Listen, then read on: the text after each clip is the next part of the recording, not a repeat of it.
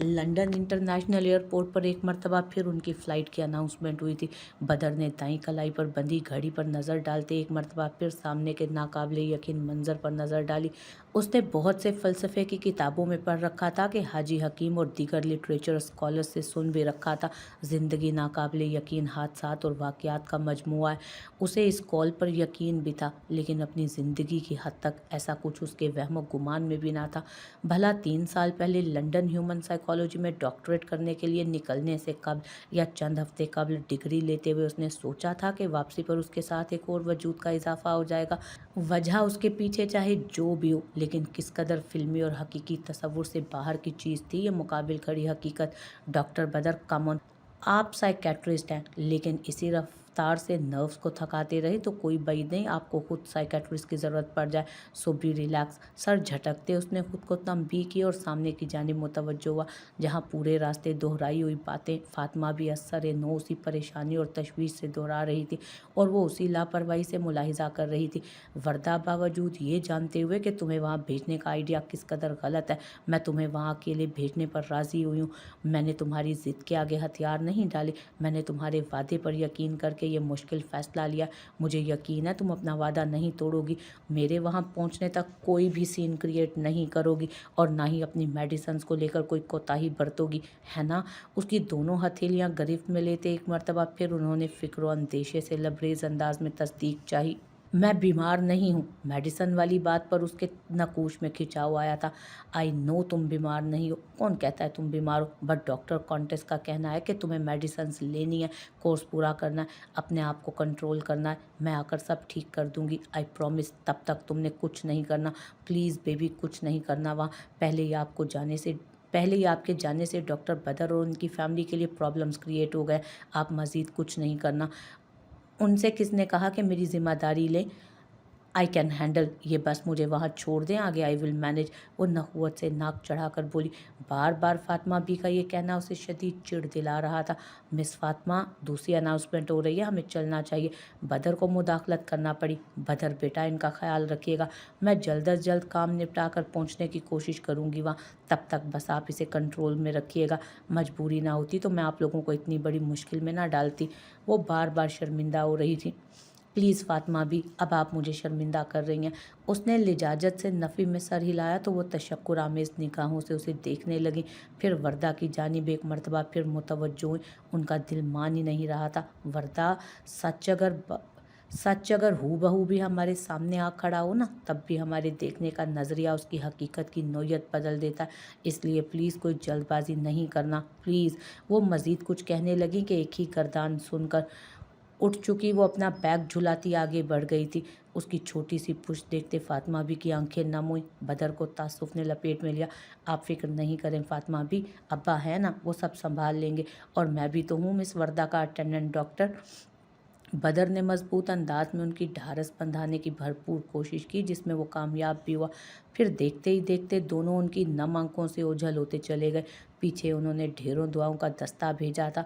वो उनकी अजीज़ सहेली की आखिरी निशानी थी, उन्हें बेहद अजीज़ थी, सगी औलाद की तरह।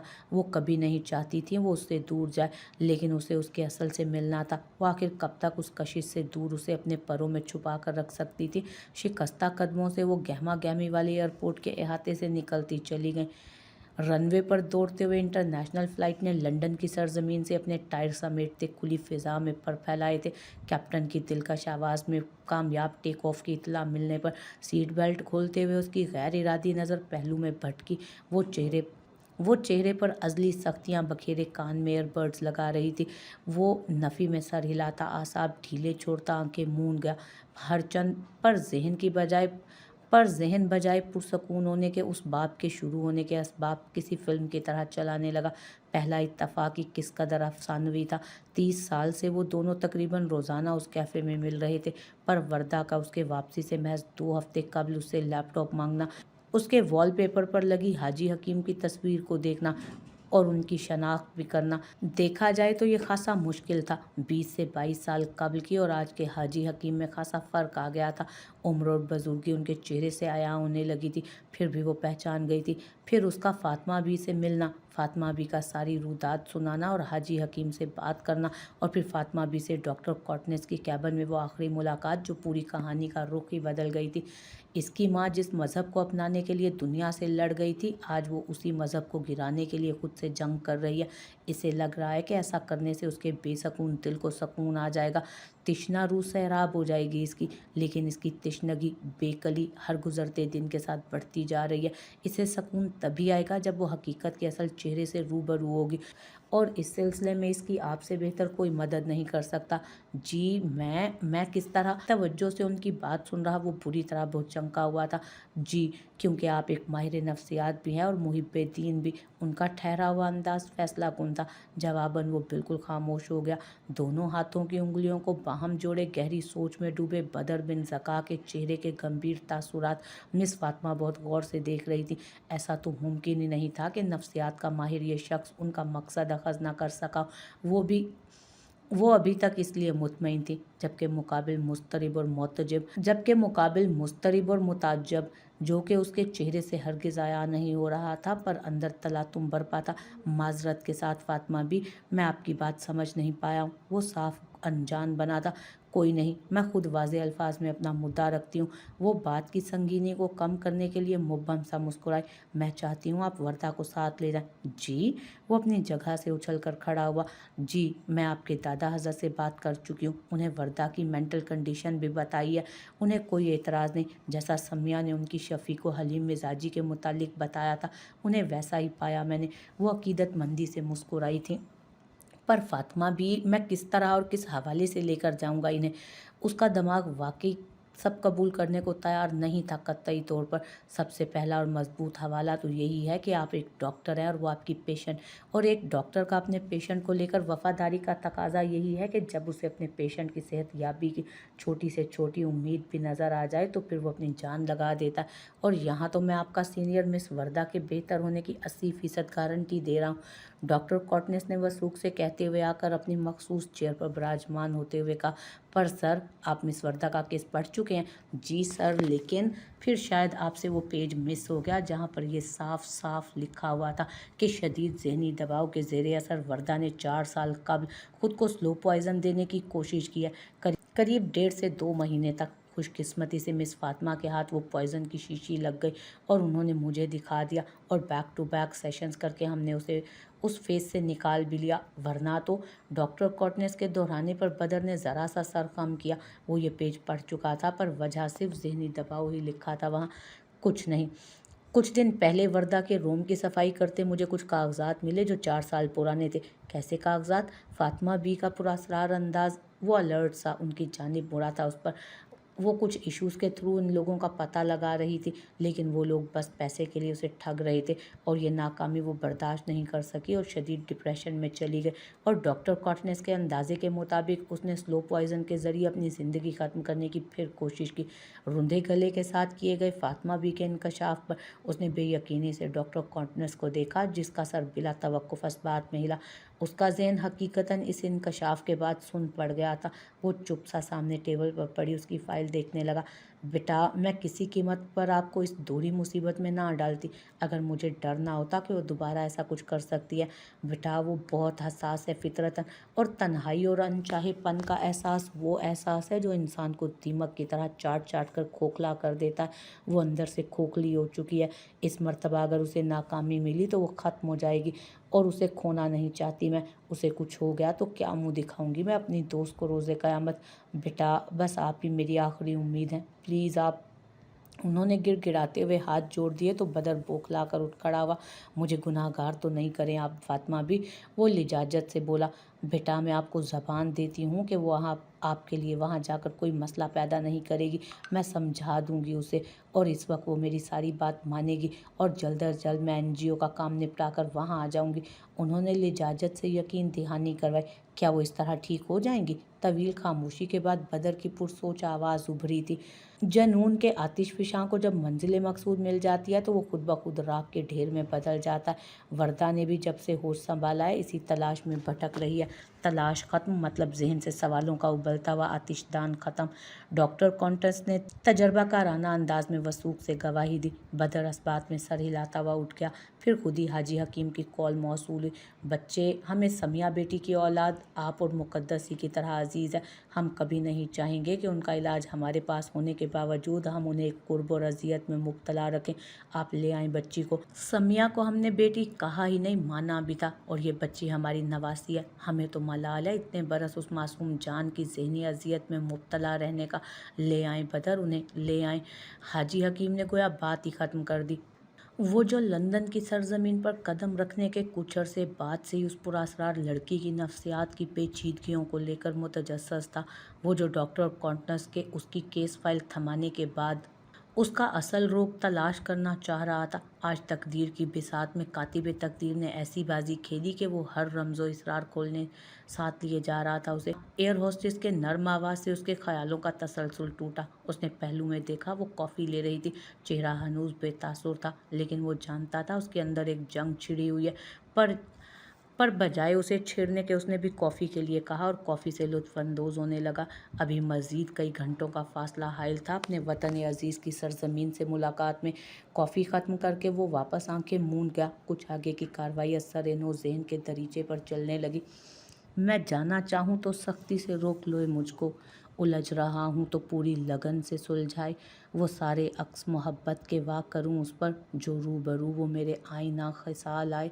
मैं जानता हूँ तमन्ना तो बस तमन्ना है, अब ऐसी वैसी तमन्ना से कौन इठलाए। माही बिन आप की तरह बेकरारी से मुस्तकिल मिजाजी के साथ लगाए चक्कर, और हर चक्कर में हाथ आई बदतरीन नाकामी के बाद शदीद मायूसी के साथ झुंझलाहट का शिकार होता दोबारा वो सीधा इशा की अजान के खासी देर बाद कॉटेज में आया था। इस मर्तबा मनाने का कोई इरादा जहन में नहीं था। जब नाकामी ही होनी थी तो जहन को क्यों थकाए भला। खटपट की आवाज़ दूसरे रूम से आ रही थी। वो रज के जलील कर रहे दिल के हाथों मजबूर उधर ही चला आया जहाँ वो उसका बखेरा संदूक समेट रही थी। उस पर नज़र पड़ते ही वो संदूक बंद करती उसकी जानिब मुड़ी। यकायक रगों में उम्मीद की एक लहर सी दौड़ी। वो तेज़ी से उसकी राह में हाइल होने की करने लगा कि वो साइड से होकर स्लीप की जानिब बढ़ गई तो सारा जोश झाग की तरह बैठता चला गया। खाना गर्म कर दिया है, खा लें पहले। मुट्ठी पर वो जबड़े भींचता मुड़ने लगा था कि उसकी पुकार पर बिना कुछ कहे आकर कुर्सी पर बैठ गया। आप नहीं खाएंगी? एक ही प्लेट रखने पर उसके माथे पर बल पड़े। नहीं, एक लफ्ज़ी जवाब देकर वो मुड़ने लगी कि शायद तैश में आते दिलावर ने उसकी कलाई को थाम कर झटका दिया और वो लचकीली डाल की तरह लहराती आकर उसके वसी सीने का हिस्सा बनी। क्यों क्यों कर रही हैं आप ऐसा? क्या हो जाएगा इससे? उसके मलीज चेहरे के करीब अपना भिजा चेहरा लाता वो तज़बज़ब सा पूछ रहा था। जो, क्या और क्यों आप खुद नहीं समझ पाए? हमारे अल्फाज समझा देंगे इस बात की क्या गारंटी है? आप उसके बहते झरने से सवाल पर मचल कर गिरफ्त सख्त करते मजीद करीब करता। वो कुछ और सभी नकूश के करीब चेहरा लाया जिनमें आजकल उसका दिल धड़कने लगा था। यकायकी ताबे कुर्बत से मछली मुकद्दस की धड़कनें उसकी मुस्तरिब धड़कनों से महवे तकरार हुई तो लहजे भर के लिए उसके चेहरे पर कोसे कज़ा के रंग बिखरे जिसे उसने बड़ी दिक्कत से संभालते दीदा दलेरी से दरपेश मसले पर मरकूज कर दिया था।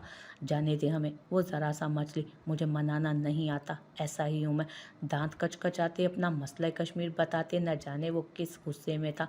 मतलब आपको फ़र्क ही नहीं पड़ता किसी की नाराज़गी से? ये कैसा मफरूज़ा हुआ? उसके स्पार्ट सवाल पर वो एहतजाजी हुआ।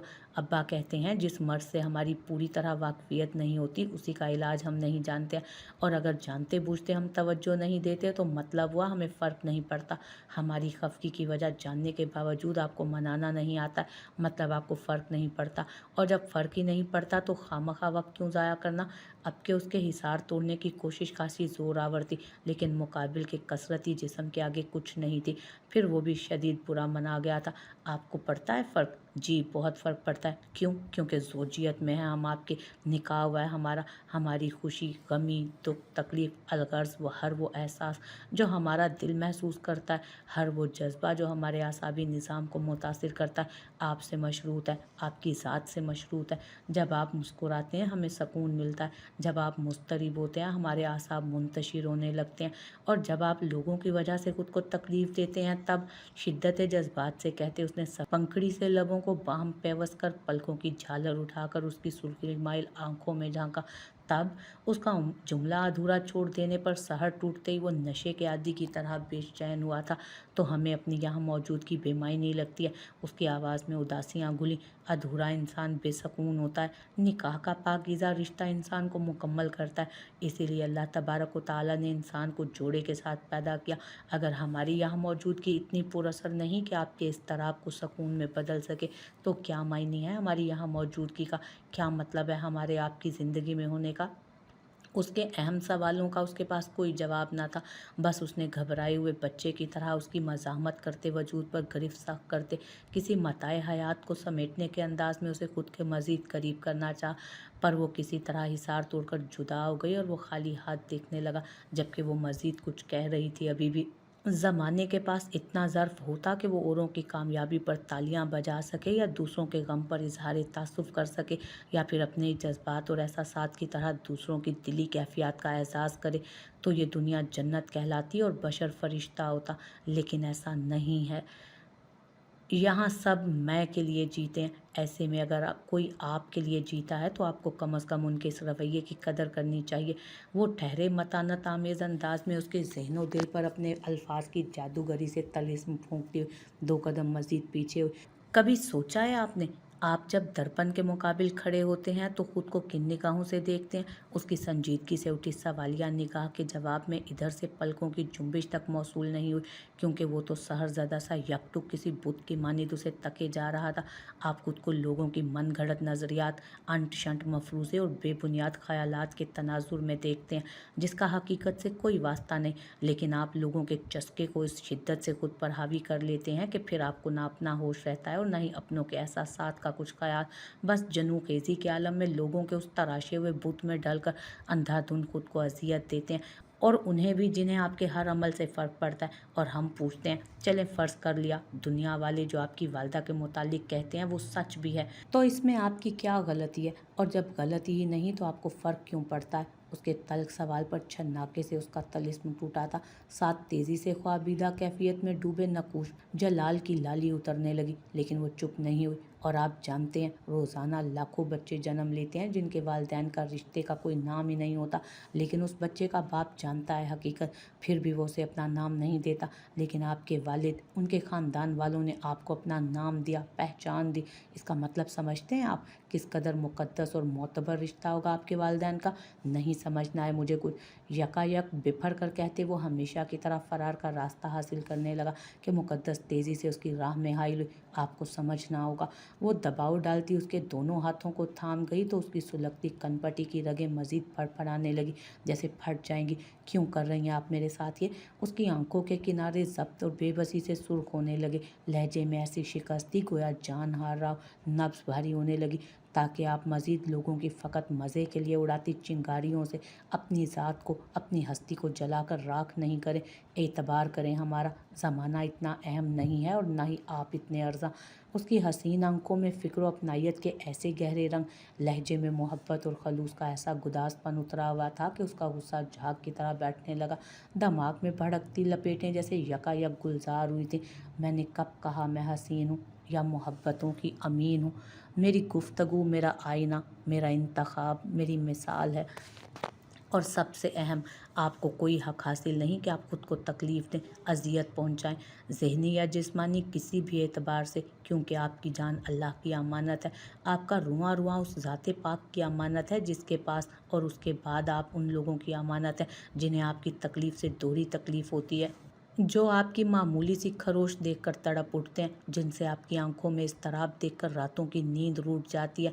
उन सब का हक है आप पर, उन सब की अमानत है आप। उसकी सख्त हथेलियों पर नर्म उंगलियों से दबाव डालती आज मुक़द्दस बिन्ते ज़का ने खुले अल्फाज में इकरार के साथ उसे अपनी ज़ात का वो मोतबर मान और इस्तेहकाक बख्श दिया जो अब उसके सपुर्द करना नागुज़ीर हो गया, क्योंकि अब वो एतबार करने लगा था, जिसे मजबूत करने के लिए उसे पहल करनी थी। उसके कदम बढ़ाने पर उसे 4 कदम का फासला समेट कर करीब आते उसकी हौसला अफजाई करनी थी, जैसे किसी बैक वक्त पुरजोश और खौफज़दा नन्हे बच्चे का पहला कदम उठाने पर किया जाता है। और लोगों का क्या है, चंद माह कबल लोगों ने हमारे दामन पर भी कीचड़ उछाले थे, हमारे किरदार के मुतालिक भी बहतान तराशी की थी, तो क्या हम उसका जुमला मुकम्मल होने से कबली सख्ती से उसने नफ़ी में सर हिलाते उसे अपने ही अल्फाज इस्तेमाल करने से बाज रखा तो वह इस बात में सर हिलाती मुबहम सा मुस्कुराई।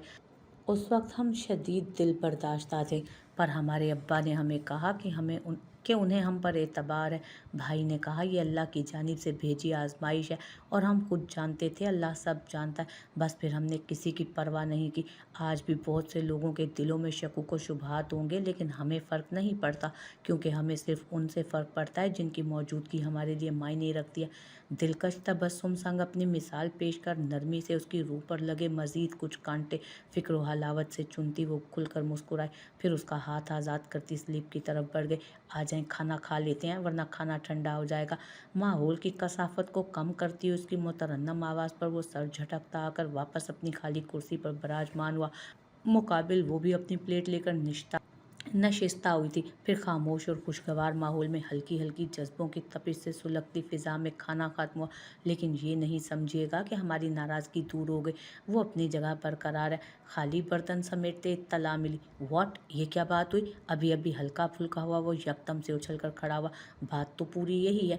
शाने उचकाती हुई वो मुस्कुराहट जब्त कर संजीदगी करती साइड रूम में गायब हुई और वो वहीं खड़ा का खड़ा रह गया, नए मसले कश्मीर के साथ जो था तो पुराना ही, पर नए सिरे से सामने आया। तुझसे जो ध्यान का ताल्लुक है, पक्के ईमान का ताल्लुक है, मेरी चुप का तेरी खामोशी का रूह और जान का ताल्लुक है। तू समझता है मेरे लहजे को और ये मान का ताल्लुक है। तुझसे मेरा ख्याल का रिश्ता यानी वजदान का ताल्लुक है। कोई रहता है दिल में यूं जैसे घर से सामान का ताल्लुक है।